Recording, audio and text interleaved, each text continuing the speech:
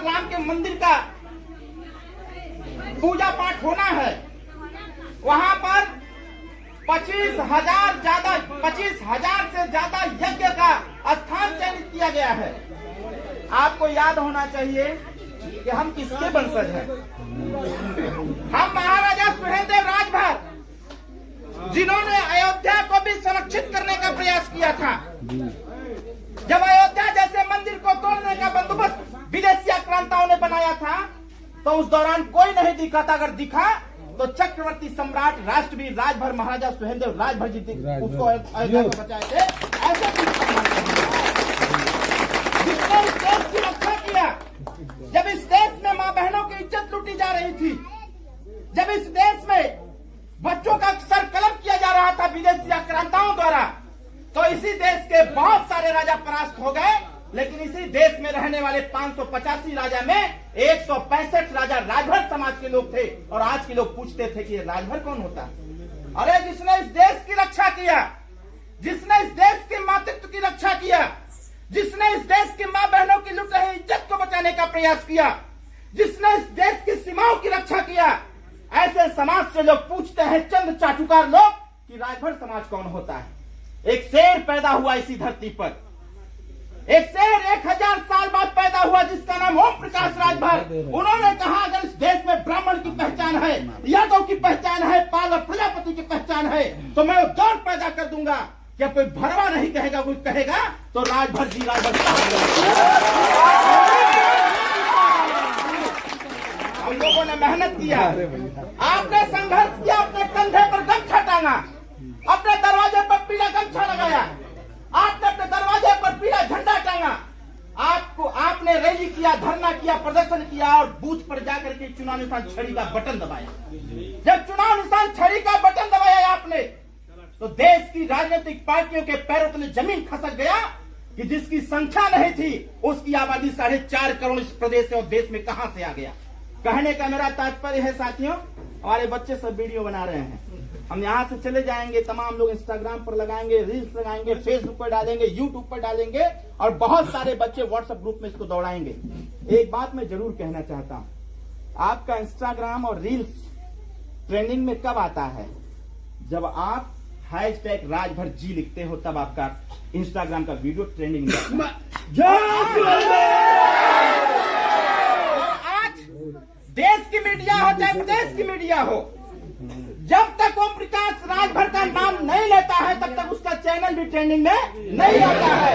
ऐसा कोई करके दिखाने का काम किया है तो आप लोगों ने करके दिखाने का काम किया। आप लोगों की मेहनत, आप लोगों की एकता और संगठन की देन है।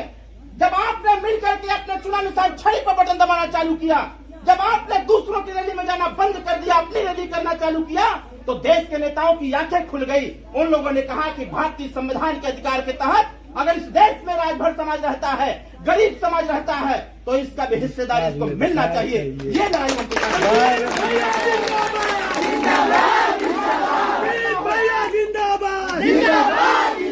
आपसे आग्रह करता हूँ, इस दबदबा को बनाए रखिएगा।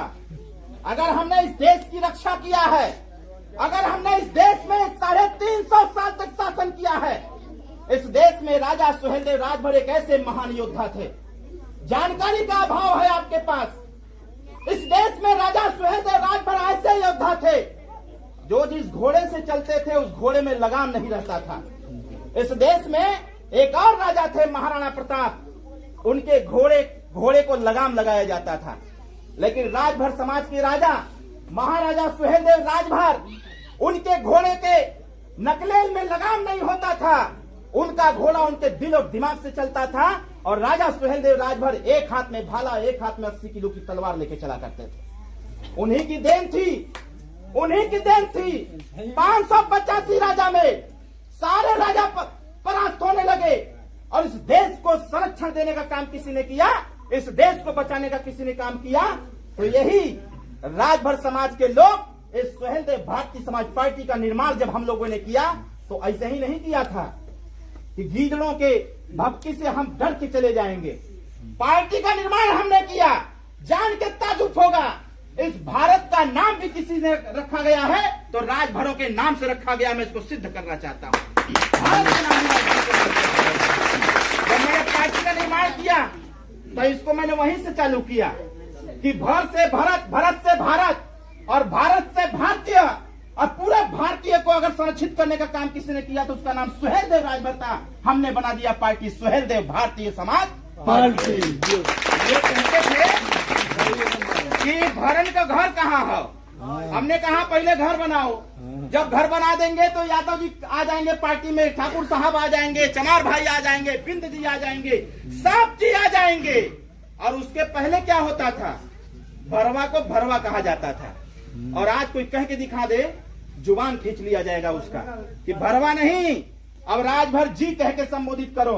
राजभर साहब कह के देश की चैनल बोलती है कि राजभर साहब ओम प्रकाश राजभर जी हैं। कहने का मेरा तात्पर्य है कि आप जरा देखिए, जैसे जैसे आप में जागरूकता आई, जैसे जैसे आपने संगठन बनाया और जैसे जैसे आपने अपने बच्चों को पढ़ाना लिखाना चालू किया और राजनीति में हस्तक्षेप आपने किया, तो वो दौर देखिए, एक वो दौर था जब लोग भरवा कहते थे। भरवा से भर, थोड़ी सी परिवर्तन, थोड़ी ताकत और हम लोगों ने लगाया, प्रचार प्रसार किया, रैली किया, प्रदर्शन किया, धरना किया, जिला पंचायत लड़े, प्रधानी लड़े। परिणाम क्या आ गया, भरवा से भर और भर से फिर राजभर हो गए। 2017 में जब सभी लोग लपट करके पार्टी से विधायक बना दिए 4 ठो, तो वही भरवा, जिसको भरवा कहते थे, भरवा से भर, भर से राजभर और राजभर से राजभर जी हो गए। और जैसे ही नेताजी मंत्री बने, जैसे ही नेताजी मंत्री बने, जो भरवा भरवा कहते थे, जिस चैनल को जानकारी रही थी, वही चैनल कहना चालू कर दिए राजभर साहब। और जब मंत्री पद से हमने रात को 3 बजे इस्तीफा दिया, पूरे प्रदेश की सरकार हिल गई कि बाहर ओम प्रकाश राजभर कैसे नेता हो यार, लोग एक प्रधानी जीतने के लिए 1 करोड़ रुपया खर्चा कर देते हैं और तुम 8 मंत्रियों से इस्तीफा दिला रहे हो। तुम्हारे जज्बात को सलाम करता हूं। और असली में कोई नेता अगर है उत्तर प्रदेश में तो उसका नाम ओम प्रकाश राजभर, मैं नहीं। ओम प्रकाश राजभर जिंदाबाद, जिंदाबाद, जिंदाबाद, जिंदाबाद। जागरूकता आ गई है।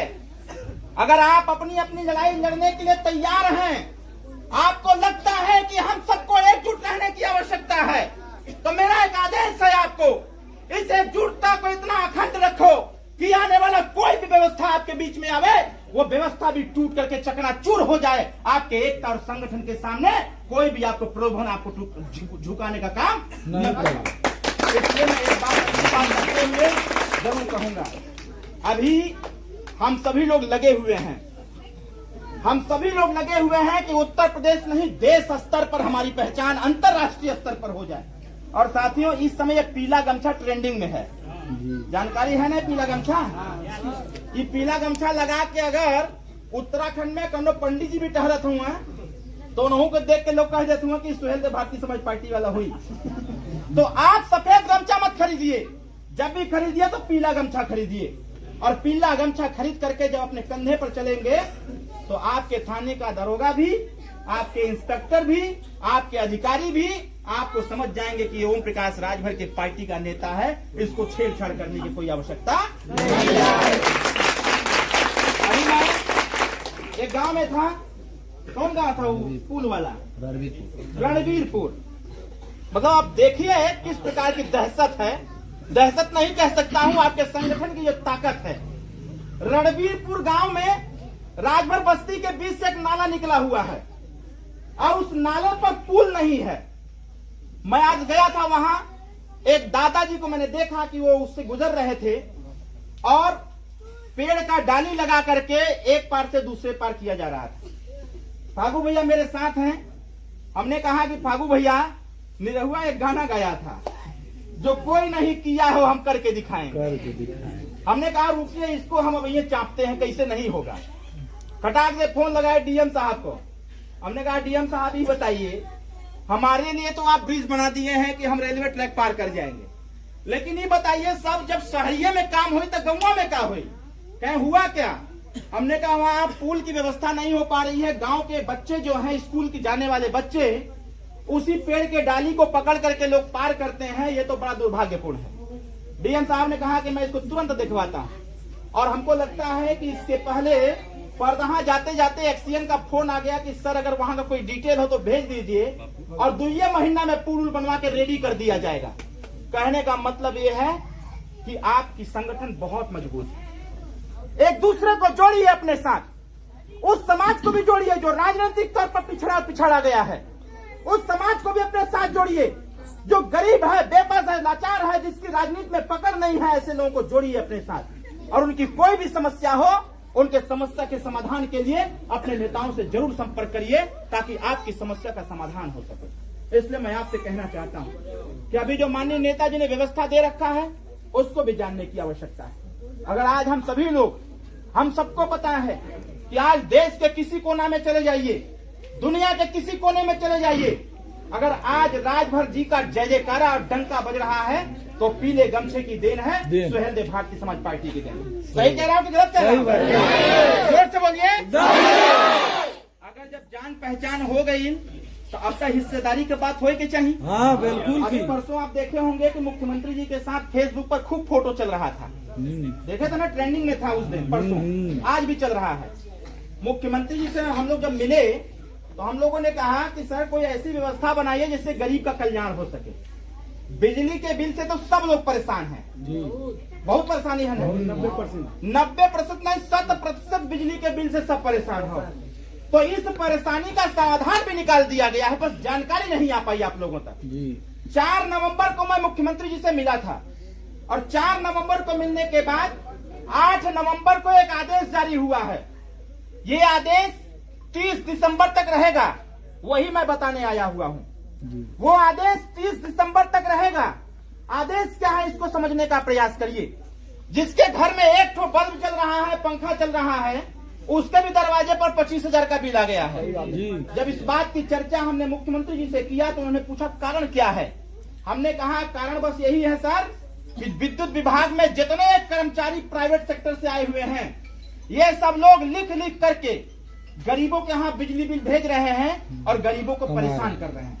मुख्यमंत्री जी ने कहा उपाय, हमने कहा सर उपाय यही है जो लड़ाई हम लड़ रहे थे कि अगर हमारे आपके वोट के दम पर इस देश और प्रदेश के पूंजीपतियों का कर्जा माफ हो सकता है तो हमारे आपके वोट के दम पर उत्तर प्रदेश के गरीबों का बिजली बिल भी माफ होना चाहिए।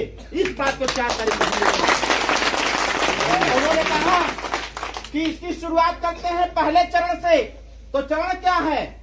8 नवंबर को एक आदेश आया हुआ है आपके फीडर पर जहां आप बिजली बिल जमा करते हैं। 8 नवंबर से 30 नवंबर तक इस बात को ध्यान से सुनिएगा। 8 नवंबर से 30 नवंबर तक आपके बिजली बिल पर जो चक्रवृद्धि ब्याज लगा करके बिजली बिल आया है 3,000 और ब्याज लगा के कर दिया गया है 15,000। आपका जितना ब्याज है बिजली बिल पर, जितना ब्याज है मैक्सिमम, वो 30 नवंबर तक 100% माफी का था। 30 नवंबर से 10 दिसंबर तक वो 90% था और 10 दिसंबर से 30 दिसंबर तक वो 70 से 80% पर जाकर के खत्म हो जाएगा। जितने लोग बिजली का बिल नहीं जमा कर पाए हैं जरा पता कर लीजिएगा। फीटर पर एक फार्म मिल रहा है, उस फार्म को भर ओढ़ करके जमा कर दीजिए। आपका जितना बकाया है ब्याज वाला वो सब खत्म हो जाएगा और एक नॉमिनल जो है, मतलब कम से कम पैसा जो बिजली का बिल है वो आपको जमा करके छुटकारा पा लेने की आवश्यकता है। अभी परसों मैं मिला था मुख्यमंत्री जी से, उनको फिर से यही बात बताया कि सर ये जो व्यवस्था लॉन्च की गई थी वो व्यवस्था भी गांव तक नहीं पहुंच पाई है, उसकी सूचना अधिकारी नहीं दे पाए हैं, ये मनमाना तरीके से लुटाई चालू कर दिए हैं। इसलिए ये व्यवस्था गांव तक पहुंचे, गांव के लोगों को जानकारी में आवे, इसलिए इसको और आगे बढ़ाने की आवश्यकता है। मुख्यमंत्री जी का कहना यह है कि आने वाले चुनाव जो 24 का है, आचार संहिता लगने के पहले तक ये व्यवस्था कंटिन्यू लागू रहेगी ताकि गरीब अपना बकाया माफ करवा सके और गरीब सुकून से रहने का काम कर पाए। इसलिए इसका लाभ लीजिए, पहला काम। दूसरा काम ये, जैसे हम लोग बार बार इस बात को कहते थे कि उत्तर प्रदेश में कोई विधायक, सांसद, मंत्री हो गया तो उसका इलाज सरकारी तंत्र के माध्यम से निःशुल्क होता है। हम लोगों ने कहा जब वोट सभी लोग देते हैं तो ये व्यवस्था सबके ऊपर लागू होना चाहिए और उसी कड़ी को देखते हुए हम लोगों ने योजना बनाया। जो आयुष्मान कार्ड बन रहा था बहुत सारे लोगों का नहीं बन पाया है। सरकार ने व्यवस्था लॉन्च कर दिया है कि जिसके पास राशन कार्ड होगा और उस राशन कार्ड में 6 लोगों का नाम दर्ज होगा, उन्हीं का आयुष्मान कार्ड बनेगा। परसों मुख्यमंत्री जी से मिलने के बाद इस बात पे चर्चा हुई कि सर मान लीजिए किसी के परिवार में 2 व्यक्ति हैं तो इसका मतलब उसका आयुष्मान कार्ड नहीं बन पाएगा। उन्होंने कहा कि यथाशीघ्र हम इस पे पैनल बनाते हैं और निर्णय लेते हैं कि जैसे पहले सबका बन जा रहा था वैसे फिर से एक बार चालू हो, ताकि हर गरीब व्यक्ति अपना आयुष्मान कार्ड बनवा ले और किसी भी उत्तर प्रदेश के किसी अस्पताल में आयुष्मान कार्ड से 5 लाख रुपए का इलाज बिना पैसे में होने की व्यवस्था कराई जा रही है। साथियों, इसको आगे बढ़ाने के लिए जैसे गंभीर बीमारी है, आप किसी अस्पताल में चले जाइए, अगर आपका आयुष्मान कार्ड बन जाता है 5 लाख रुपए तक का इलाज निःशुल्क होगा। कुछ दुर्व्यवस्थाएं अधिकारियों द्वारा फैलाई जा रही हैं। तमाम हॉस्पिटल में लोग आयुष्मान कार्ड पर जांच इलाज नहीं कर पा रहे हैं।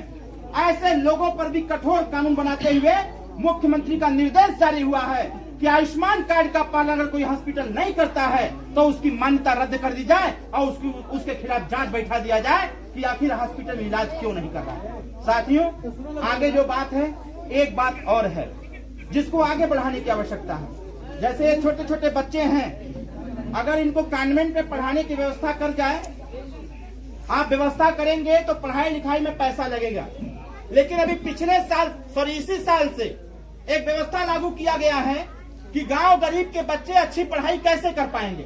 जैसे हम लोग मंच से बोलते थे कि एक समान शिक्षा लागू हो जाती, गरीब अमीर का बेटा एक साथ पढ़ता तो शिक्षा के व्यवहार में परिवर्तन होता।